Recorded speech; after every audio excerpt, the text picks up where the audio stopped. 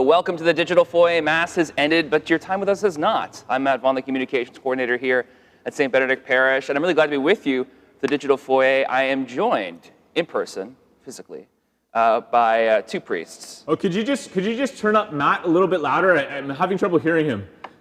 Oh, you're actually wait, I'm actually here. I can hear you. I can actually hear you, yes. for real. Yes, this joker, Father Simon Lobo, is here. That's awesome. Full of it. I used to be a monitor. If you weren't here watching the last few months, I was a monitor that was here, kept safe from these guys. Makes me think of a lunch monitor, like you're Yes. making sure we're behaving.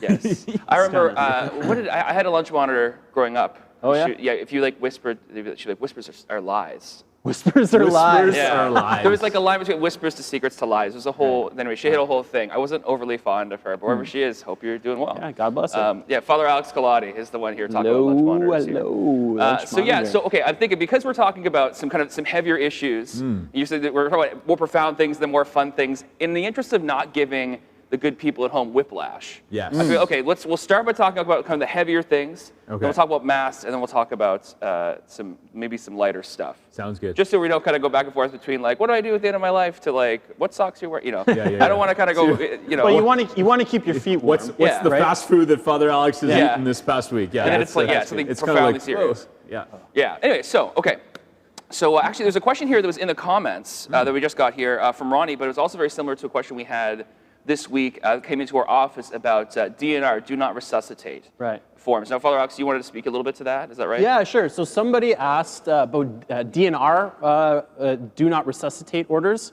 and they were having sort of an argument with their I believe one of their children about kind of what it means, right? And their child, they were saying if they kind of die or they have some kind of stroke or something, they don't want to be resuscitated. And I think their child was saying that, well, that's equivalent to euthanasia, right? And so it's a great question. And I just want to say, what I love is that you're having that kind of conversation because, again, these things are so important. And it's so important to be having these kinds of conversations if you're older or you have elderly parents. They kind of have these sorts of conversations about what they want, and so that you're on the same kind of wavelength when these questions really come up. That's really why we're doing this preaching series, because we wanted people to, this isn't the end of the story, the end of the conversation, this is the beginning of the conversation, and that we hope that there's actually dozens, hundreds of real important, meaningful conversations about end of life that continue, and hopefully we can try to answer questions or we can direct you to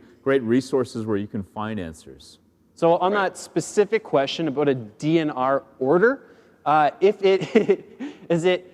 you morally required to be resuscitated? Depends on so many different things, your circumstances, how healthy, your underlying health conditions. For example, a young father who has children and might be totally healthy, say he has a heart attack. Well, we have kind of a moral imperative to, bring him back to life insofar as we're able. But somebody who's in the advanced stages of life, who may be elderly, if you're in your, later on in life, and you may have underlying health complications, and if something happens, in that kind of scenario, extraordinary methods of preserving life are not essential or necessary. And actually, just in case anyone's wondering, I just read this great letter, which is a church document. It's called Samaritanus Bonus, which means Good Samaritan. It's kind of the most recent document that talks about these end-of-life issues. Bonus. What's that? The Good Samaritan Bonus. It's something you get paid for if you help somebody out. That's right. Yeah. Big money in that. I think that's Latin. Yes. But it says, I'll just read a quick quote. In specific cases of aggressive medical treatment, which a DNR could be, it should be repeated that the renunciation of extraordinary and/or disproportionate means is not the equivalent of suicide or euthanasia. It rather expresses acceptance of the human condition in the face of death, right? So anyway, you can kind of Google this. It's full of great stuff and quotes and stuff like that. But so can I just build on that? Yeah, please. Great, Summarize. excellent answer from Father Alex. And because I'm too lazy to actually read the whole document, I will actually read it later. It's excellent. I just phoned a friend, and one of the people, we've got all kinds of wonderful medical professionals in the parish, but Dr. Alana Cormier is one of my go-tos when it comes to anything concerning ethics or morality that enters into the medical realm. And she's actually willing to help anybody who's got these kinds of hard questions. You can send them into the parish. We can redirect you to Dr. Alana if that's helpful. But a couple things that she said, again, so there's the context is so important because, and I was thinking of two very different examples, concrete examples. Was it this week? There was a soccer player in his 20s maybe, Right. who dropped on the field, heart attack, and thankfully he didn't have a DNR. He did not have a do not resuscitate order, because otherwise, very healthy young man, potentially a huge future before him, and they did resuscitate him, which often would involve CPR or sometimes even putting somebody on a ventilator or whatever. They did resuscitate him. He's got a pacemaker now, if I understand, and potentially will have a great future ahead of him as he watches the rest of the Euro Cup from his hospital bed recovering. So that's one example. Somebody, no other conditions that otherwise would be healthy, it makes sense to resuscitate. This person who asked us the question directly, I think they had many complicating factors, including they had a form of leukemia, they had already had 2 strokes, and so they were asking the question, can I sign a DNR, a do not resuscitate order? And in that case, it would be permissible because there's already all these complicating factors. So anyways, I hope that just making it super concrete, that's helpful.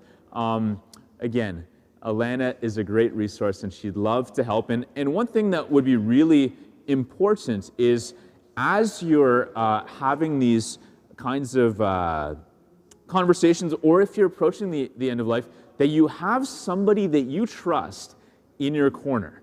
Somebody like a family member or friend who really believes the same things that you believe about our Christian understanding of end-of-life issues. And they can sort of, what's the word? Advocate, thank you. Advocate for you when these questions come up. And so, anyways, those are a couple things to add. Great question. Love the question, and thanks for asking. Yeah, a lot to look into there too. Absolutely.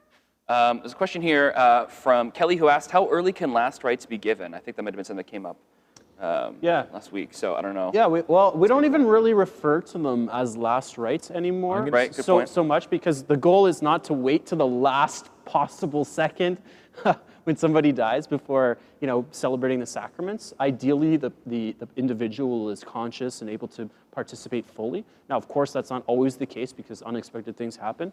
But we can celebrate the sacrament of the anointing of the sick right up to the moment of death, basically. And after that, then we praying with the family and for the soul of the person who's passed. So the question, I think, was how early? Oh, how early? How early? How early, yeah. Today. Right now, we can celebrate the anointing of the sick, which is one of the 7 sacraments, with anybody who, I think there's 3 main criteria, and Father Alex, you can correct me, but one is you have a serious sickness. Another is you're approaching a surgery, so some kind of surgery, or thirdly, you're experiencing the burden of years. So medical condition, OLD, if you're getting to that point of feeling old and really worn out, and like Father Simon, kind of like example. Me. Now that I'm in the twilight of life here since my birthday. And you feel kind of burdened by that. Not just, there's lots of old people who are super healthy, but you feel really burdened and way down, and you got stuff you can receive. So those are 3 reasons, and I would say err on the side of receiving or asking for the sacrament of the anointing of the sick early rather than waiting till the last minute. And I just make one slight nuance to what Father Alex said. The last rites is not a sacrament, but it actually refers to many sacraments. Many rites, which include confession, the anointing of the sick, and receiving communion towards the end of life. And so, and it could also include other rites, such as the what's called the apostolic pardon and things like that. And so you can receive all of these rites, all of these sacraments, kind of as a package deal, but you have to be sort of aware and with it in order to receive them. And I always find it intriguing. some people, like if somebody's conscious and aware and able to communicate, I'll say to them, hey, would you like to go to confession?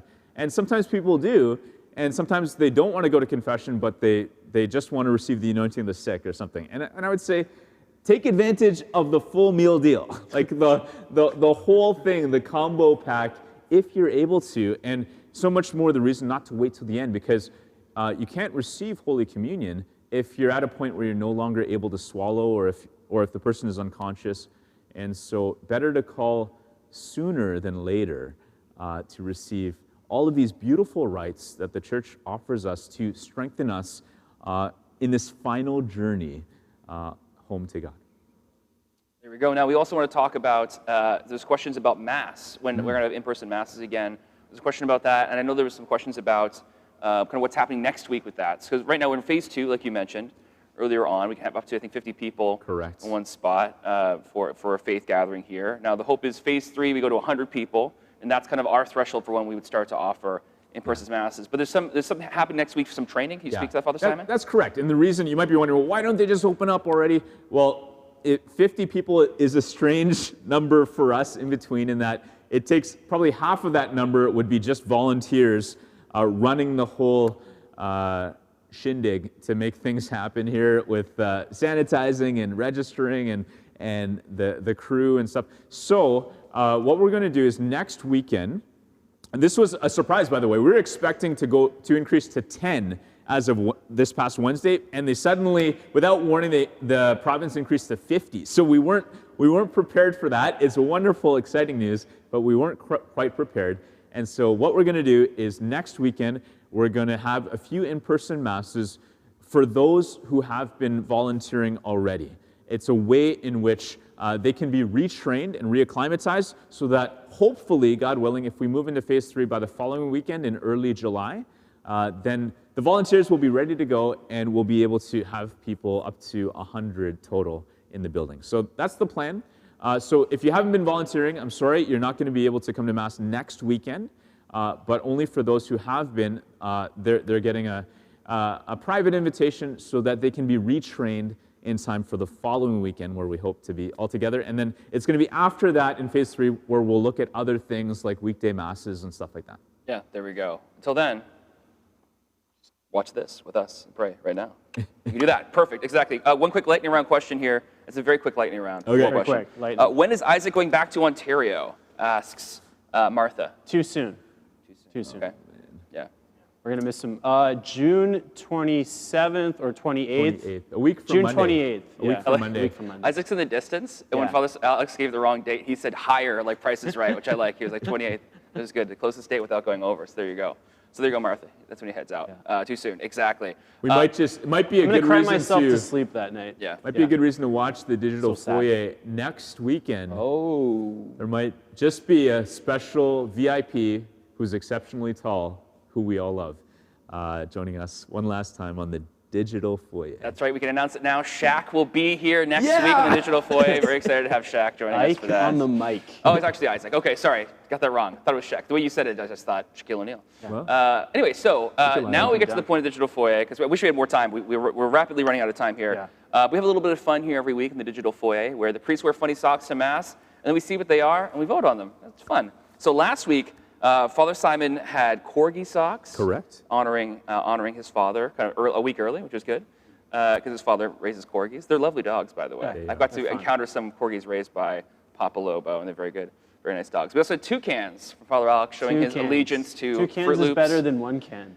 Exactly. Who could say it better than that? Anyway, so it was fierce competition, but the corgis came out on top. I'd be very interested to see in a regular real battle between corgis and toucans who would actually win. Toucans, easy. Very low to the ground, very high in the sky. Yeah, kind of a lot of conflict the there. swoop attack. Exactly. So, gentlemen, show your socks, and then we will won? vote on them. Who won last week?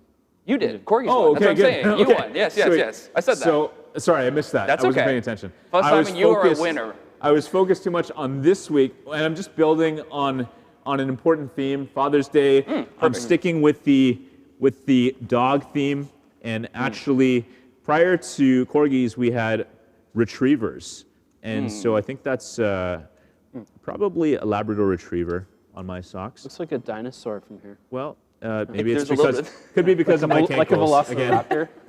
Yeah, because of those cankles. Oh, Those gosh. cankles. All right, so I have got, these are a rerun, but they do say, go. on this side, don't wake me, I'm working. Nice. Don't we wake go. me, I'm working. That's a, homage to my own father who taught me everything I know about napping. So thank you, Dad, for passing on that wisdom to me. And yeah, I've got some work to do after Mass here. I love it. So- I love it. It's Father's Back Day. to work. Back to work. Very good. Very fatherly socks. So yeah, you can have the fatherly nap socks there, which is great. Father Alex, you can vote That's for right. those. Shout Or you can vote for the retriever socks. Father Simon Lobo. You do that there. So vote on those. And now the Digital Foyer comes to a close, but the fun does not end because we have SBB Kids Keep it Online going. Church with Laura. Take it away.